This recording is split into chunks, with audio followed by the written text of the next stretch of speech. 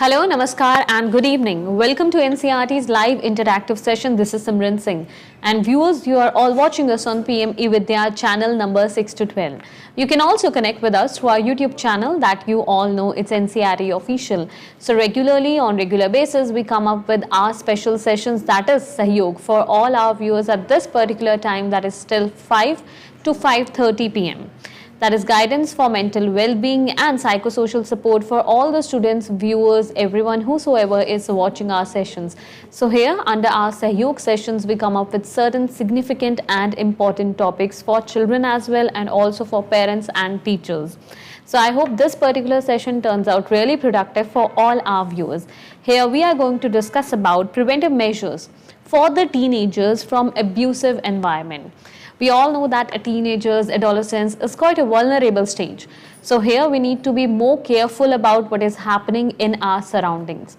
And guiding our path throughout this session, we are joined by two esteemed panelists. Let me introduce them to you. In the conversation, we are joined by Dr. Anand Valmiki. Namaskar, sir. Namaskar. Namaskar. Good evening. A very warm welcome in the session. Sir, it's from Needy, Shillong, NCRT. Then we are also joined by a practicing counselor, Ms. Manalisa Medhi. Namaskar, ma'am. Good evening.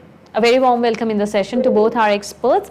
Viewers, throughout our live interactive session, if you have any of the queries, then feel free to write to us in the comment section of NCRT Official. Besides, here is a contact number that is flashing on your screen. So you may also give us a call at 8800-440-559 and a mail ID that you can see on your screen. Through this, you can also write about your queries, your feedback. It is sahyog.ncrt@ciet.nic.in. Once again, I am repeating this topic for all our viewers who have connected with us just now. We are going to talk about the preventive measures for the teenagers from abusive environment. So in the first place, it is very important for us to understand what is the meaning of abusive environment. Anand sir, would you like to help us with that? Yes, thank you very much for posing a very intriguing question. First of all, I would say is the term abuse has to be defined, and of course, generally speaking, it is something that somebody gets hurt due to someone else's behavior in our surroundings. That is, network of social relationships, social interactions that takes place day to day in our day-to-day life. And there is something called power, dominance, there is something called stratification, there is something called age. When we take teenagers' well-being into the consideration and defining abusive is that they are getting emotionally stressed, sometimes physically, sometimes cyber-based. They get stressed due to some kind of maltreatment that they undergo in the course of social interactions and in the patterns of social relationships they live in a web of relationships they live in.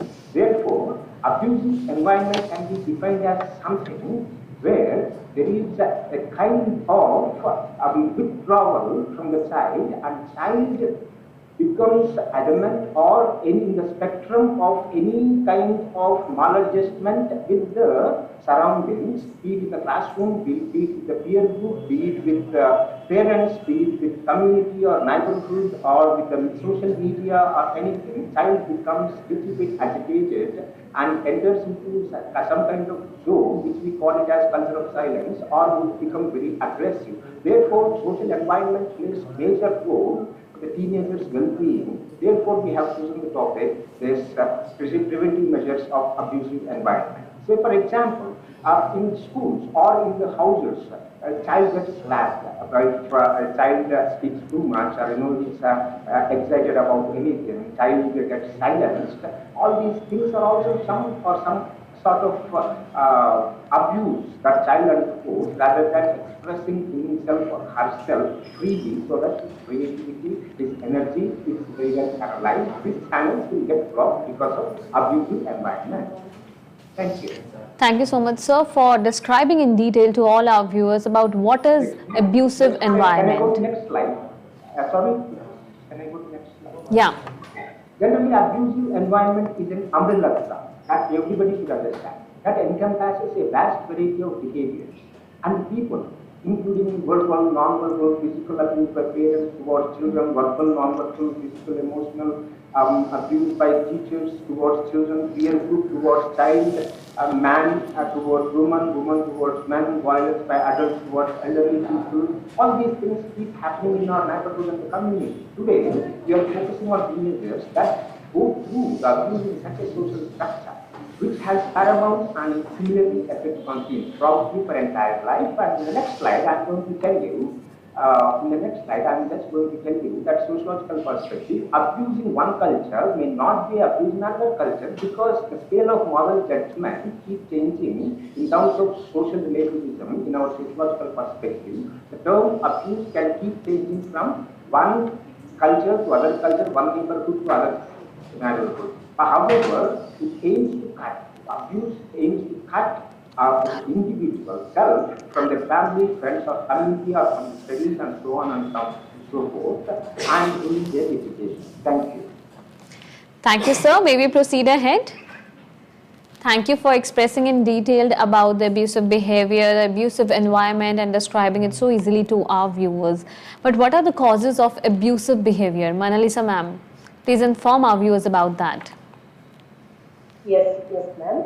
Abuse already defined by the Anand sir. Abuse define any kind of actions or which intentionally injures or harms another person. It is known as an abuse.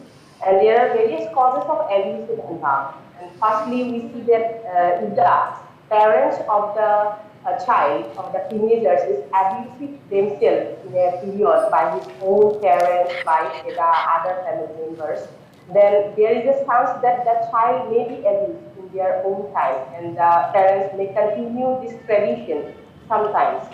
And sometimes we see that if there is due to the lack of knowledge of child development of the parents, also leads to the abusive, create abusive environment, and in any kind of the physical victim, any kind of the sexual abuse, the chronic environment of the family crisis of the parents. If the parents is substantially abused, then there is also a chance of the child also abused in the particular environment. And after that, we see that the stressful living condition. The stressful living condition may also arise from the family also, or from the community also, or in case of school also. In case of the family, if you see that the overcrowding of the family, or the financial status, poverty, unemployment of the family, or the social isolation, which also leads a stressful living condition towards the child's surroundings, and there is a chance of abusive environment. And in case of a school, there is a competition or various types of the school-related stressful living condition also leads physical abuse also, the emotional abuse also. And thirdly, we see that the mental disorder, if any of the family members or if the parents of the child is suffering any of the mental disorder, mental illness, then their impaired judgment and thought process also helps to create an abusive environment. And sometimes the premature birth of a child, because of the prematurity, there is a developmental problem, physical development, or the intellectual development, or emotional development. And this may also lead to create an abusive environment. And intellectual disability also, sometimes their intelligence are very low, they are very much, sometimes the child also, they have the social, they have not societal problem, and some other miscellaneous problem also. The difficult children also face in a very abusive environment. It is the disciplinary they does not teach the discipline, there is a chance of abusive environment. The hyperactive child also sometimes may lead to the abusive environment, and it also helps make a burden, make a limitation to the development of the particular child. These are the causes. Thank you, ma'am. Thank you so much, ma'am, for apprising about those details to our viewers. So, what are the factors that are associated with the abusive environment? If you could help our audience with that. Yeah, definitely. This is something that where teachers need to become more sensitive about the fact that it is not a problem to the child or of the child, but it is a complex problem that is surrounding the child. So, child gets influenced as an actor, social actor in a social structure where he is part and parcel of the social structure. So, for example, the first and the most primary and elementary social element of social structure is family. Family plays a very, very important role. Parental factors, their education, their socio-economic conditions, their culture and the way they have been brought up. If parents have been brought up in a very violent neighborhood or a family, the child looking into the family issues that the way the elders are picking up or continuously arguing with each other or physically or emotionally mistreating each other or maltreating each other, child gets habituated to that and thinks it is as I talked about in cultural relativism, in that particular culture, child believes that this is a very, very normal behavior and it is an acceptable behavior. Child does not understand that it is not an acceptable behavior. And certain kind of, this is what the family structure and parental factors are. At the same time, boy, that is stressful life is. Yeah, this is that child is in the neighborhood. They have lot of impact, in the family, on the socialization of the child in the family. Stressful life events such as somebody is suddenly dead out of some accident or unforeseen conditions or health issues, a single parent will have a lot of emotional baggage that might be thrown upon the child. That makes a family an abusive family to one child. The same way we live in a patriarchal society. If male child is being given dominantly more weightage in terms of education, in terms of quality of life, and in terms of gadgets and so on and so forth. The girl child lives in a culture of silence, and she cannot break the silence as a teenager, and therefore she feels some kind of maltreatment, which is an abusive environment, which is a major factor in abusive environment. And at the same time, the second factor that I would like to highlight upon is some children with disabilities becomes a kind of extra baggage for the parent because the parents are unable to, some of the parents are unable to provide the special needs that the child may be requiring, and that makes parents to become a bit abusive towards the child, and with disability, child with these special needs requires more attention, compassion, and facilities, infrastructure, and assistance which some parents may not be able to provide, and also some kind of stereotyping, some kind of labeling towards them. That is an abusive thing that children with special needs or what we call disabilities undergo. And stressful life events that I have already discussed about, if there is it leads to some kind of anxiety and depression amongst the teenagers when there is a marital problem or loss of job, these kind of things exacerbate certain characteristics within the family, and that will be transferred or transmitted into the child, and child will be abused in terms of the requirements or the basic needs that child needs, from emotional warmth to physiological needs to self-esteem. All these things will get thwarted, sabotaged in the process of development, and therefore the child undergoes abuse and enters into a zone of social isolation and loneliness. Environmental factors, which are very much universal, such as poverty, unemployment, during the times of pandemics. These things made all entire environment a bigger created a precarious condition and untrustworthy condition, and children from various socio-economic backgrounds have undergone a lot of abuse in the environment that they are in. Next, coming to the next slide, um, um, uh, Manalisa would explain more about that. Yeah, sure, sir. Ma'am, there are different types of abuse that surround us. So, what are those common abuse you would like to discuss with our viewers? Yes, there are various types of abuse, neglect, physical, sexual abuse, emotional abuse. These are the various types. Firstly, I would like to explain the neglect. The neglect may be the physical neglect, medical neglect, educational neglect, or emotional neglect. Physical neglect means if a particular child does not provide proper food and other facilities in the proper time or the proper way, that is the physical neglect. And medical, if suffer any kind of illness, if any child that the parents does not or the family member does not proper care of that particular child, that we can say that it is a medical neglect.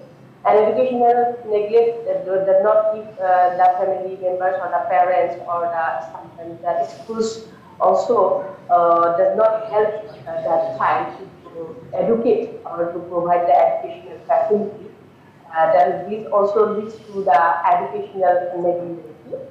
And sexual negligence is any kind of the without or his or her consent or this any kind of the sexual assault that happens to the particular child, then this is also known as a sexual assault. And emotional abuse, we can show that due to the lack of proper care, proper love and affection to the family members or the parents or any of the members which are related to the particular child, then emotional negligence may arise.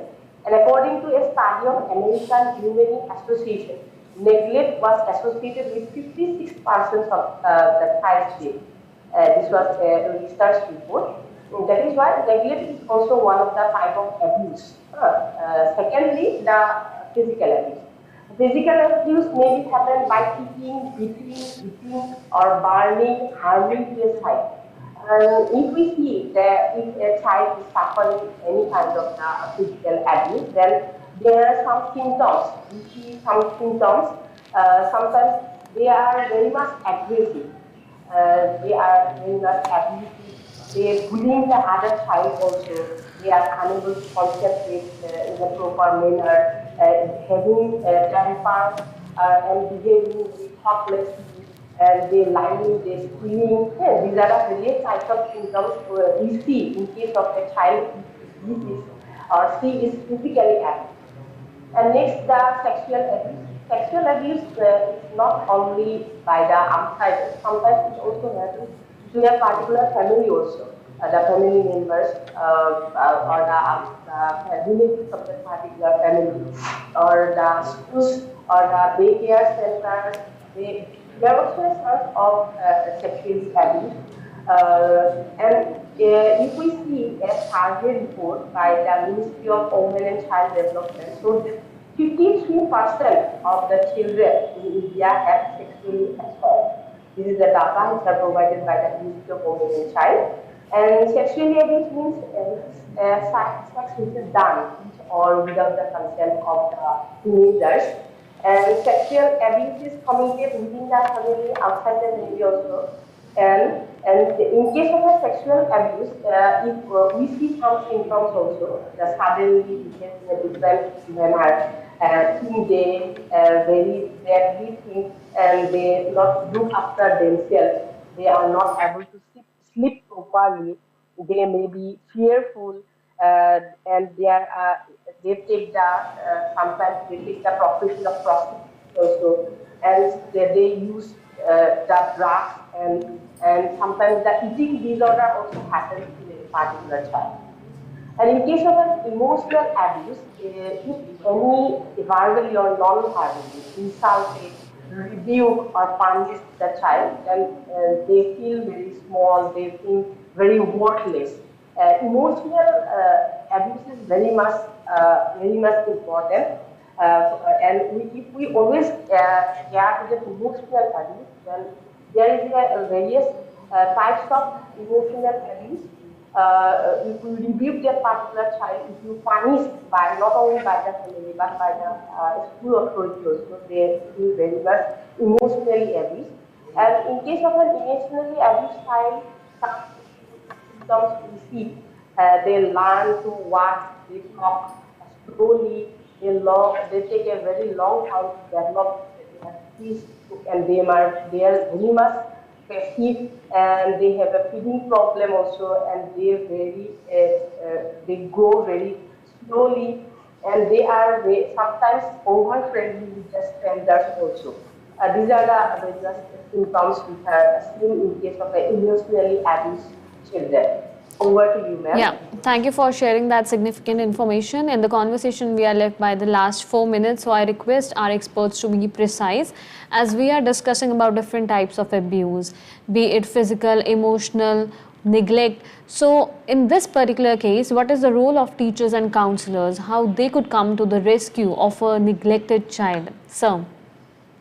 Yeah, thank you very much. If you see the slide, the exact question which I will not be able to take right now, but I would like to stick to the role of the teacher as a counselor.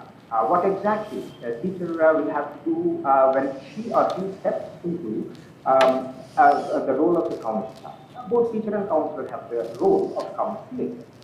Therefore, it is what I would like to highlight is constructive disciplinary practices such as dignity of the child has to be appreciated and respected at every level. That child feels that he is an individual who is identified with some dignity, and also this will help in developing a pro-social behavior, some social interactions that are happening in the classroom and the school and so on and so forth.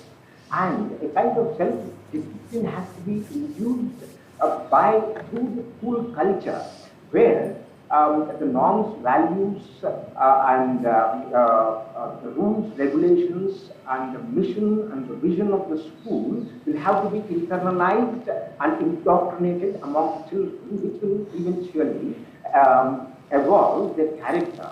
As you know, that NEP talks about holistic learning, active participation is required, and teacher will have to be a facilitator and a motivator, and needs to cater to the developmental needs and the quality of the life of the children by respecting the children, and also understand their motivational characteristics and life views, and sharing, caring, and rating. It becomes very much important by the teacher, so that they assure fairness, and they assure justice, they assure transformative justice, they provide a democratic environment, and they promote solidarity among the children. And this helps the child to become emotionally strong and super active in their studies, and also in the presentation of self in their everyday life. This is what, in a short period, I would like to take up only on constructive disciplinary practices. Thank you. Thank you, sir, for apprising us about those details. Ma'am, very quickly, I would request you to please apprise our viewers about the measures that must be required to prevent the various types of abusive environment. We have the last 2 minutes in the conversation. Okay. The preventative measures, if you see that, firstly, we would like to create awareness about this abuse of the teenagers. We must create awareness among them, and not only them, but our society also.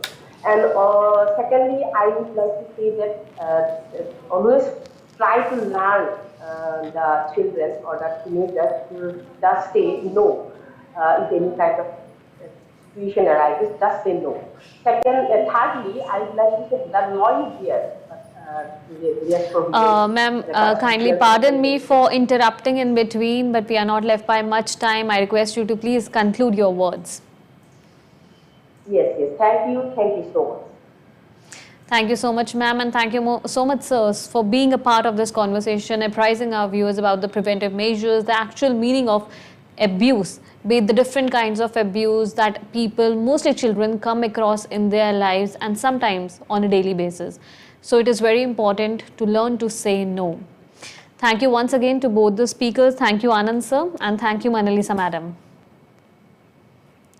Thank you to all the viewers who have been a part of this productive conversation. Stay connected to NCRT. Our upcoming session where we are going to discuss about school leadership and development is right there for you. Namaskar.